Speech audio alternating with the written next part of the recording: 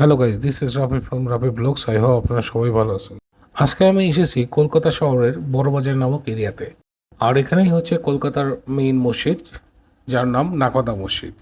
আর এই নাকোদা মসজিদের সামনে যে রোডটি, এটা হচ্ছে জাকারিয়া স্ট্রিট।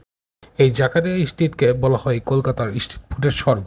আর তো আজকে আপনাদের আমি এই নাকোদা মসজিদ এবং এই জাকারিয়া স্ট্রিট ঘুরে দেখাবো। নাখোদা মসজিদ পশ্চিমবঙ্গ এবং পূর্ব ভারতের বৃহত্তম মুসলিম মসজিদের একটি দীর্ঘ মসজিদ। 1854 সালের আগে বর্তমান স্থানে দুইটি ভিন্ন মসজিদ ছিল। হাজি জাকারিয়া, যিনি কোচ্চি যেমন ছিলেন, তখনকার দিনের একজন নিয়মিত মুসল্লি ভক্ত, ছিলেন বণিক ও ব্যবসায়ী। কোচ্চি হচ্ছে একটু মুসলিমদের সম্প্রদায়। 1823 সালের দিকে তারা কলকাতায় এসেছিলেন। হাজি জাকারিয়া ছিলেন অন্যান্য সুন্নি মুসলিম সম্প্রদায়ের নেতা। বর্তমান মসজিদের আশেপাশে এলাকায় যারা বসবাস করতেন তারা হাজি জাকারিয়ার অনুসারী। কোচ্চিরা যেমন একটি ব্যবসায়ী সম্প্রদায় এবং তাদের অনেকেরই শিপিং ব্যবসা ছিল, হাজি জাকারিয়া, যিনি নিজে সম্প্রদায়ের প্রধান ছিলেন, তার 99টি জাহাজ ছিল এবং কিছু সম্পত্তির মালিক ছিলেন।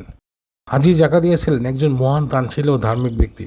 তিনি দুটি মসজিদেরই ব্যবস্থাপনার দায়িত্ব নেন এবং দুটি মসজিদের মধ্যবর্তী জমিটি ক্রয় করেন। এরপর তিনি নিজের টাকায় একটি বিশাল মসজিদ নির্মাণ করেন, যা পরবর্তীতে নাকোদা মসজিদ নামে পরিচিত হয়। ফার্সি ভাষায় নাকোদা মানে নাবিক, এবং তিনি ছিলেন জাহাজ ব্যবসায় জড়িত। এই জন্য তিনি এই মসজিদের নামকরণ করেন নাকোদা মসজিদ। আর মসজিদ সংলগ্ন এই রোডকেই বলা হয় জাকারিয়া স্ট্রিট। জাকারিয়া স্ট্রিটের বছর ভরি খাদ্য রসিকদের ঠিকানা। অনেক রকমের কাবাব আর নানা রকমের মোগলাই খানা সোমবারে সেজে থাকে এই চত্বর। তবে রমজান এলে চেহারাটাই যেন বদলে যায়। রমজান মাসে এই রাস্তার গলিতে গলিতে ছড়িয়ে থাকে স্বর্গীয় সুবাস, আর সেই সুবাসেই খাবারের ঠেকগুলিতে বিকালে ঢু মারেন খাদ্য রসিকরা।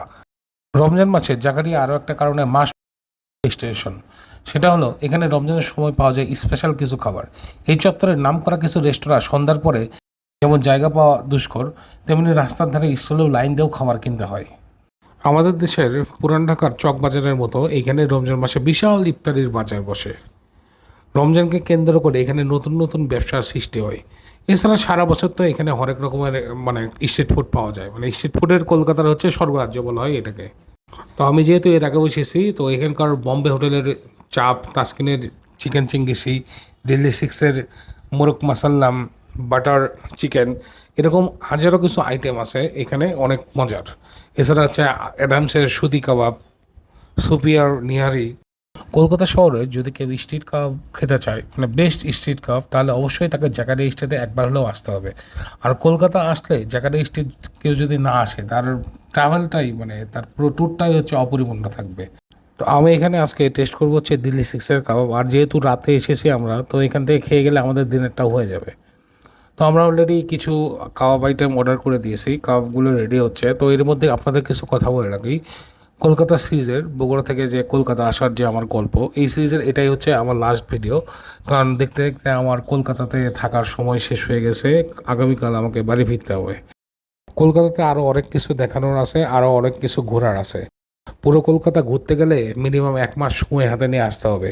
এর আগেও আমি বহুতবার কলকাতায় এসেছি। কলকাতার ভিডিওগুলো আমার ইউটিউব চ্যানেলে আছে। তো আপনারা ইচ্ছা করলে আমার ইউটিউব চ্যানেলে ভিজিট করে কলকাতার আগের ভিডিওগুলো দেখতে পারেন। আর আমি নেক্সট যখন আসবো তখন অবশ্যই এখান থেকেই শুরু করব আমার পরবর্তী পর্বগুলো। তো আপনারা কে কোথায় থেকে আমাদের ভিডিওগুলো দেখতেছেন অবশ্যই লাইক, কমেন্টস, শেয়ার করবেন। আর যেখান থেকে দেখেন না কেন কমেন্টস করে জানাবেন যে কোথায় থেকে আমাদের ভিডিওটি দেখতেছেন। আর এইখানে সবগুলো দোকানই প্রায় মুসলিম দোকান, তাই খাবার হালাল হারাম নিয়ে চিন্তা করার কোনো প্রয়োজন নেই। তো আমরা যে খাবারগুলো অর্ডার দিয়েছিলাম অলরেডি চলে এসেছে। এই যে দেখতেছেন শিরমাল রুটি, রুমালি রুটি, তো চিকেন টিক্কা কাবাব আর চিকেন টিক্কা মালাই কাবাব। চিকেনগুলো অসাধারণ সফট ছিল, কাবাব ফুললি মেরিনেটেড ছিল। মশলার একটা যে কম্বিনেশন, এটা খুব বেস্ট ছিল। আর এর সাথে যে আপনার চাটনিটা দিয়েছে, তারপরে সালাদ দিয়েছে, এটা ছিল অসাধারণ। আর এই যে এখন যেটা দেখতেছে আমি শিরমাল রুটি খাইতেছি, এই শিরমাল রুটির একটা মজার কাহিনী আছে। এই শিরমাল রুটি ছাড়া দিল্লিতে নাকি বিয়ে হয় না, এখানকার দোকানের যে মালিক তিনি বলতেছিল।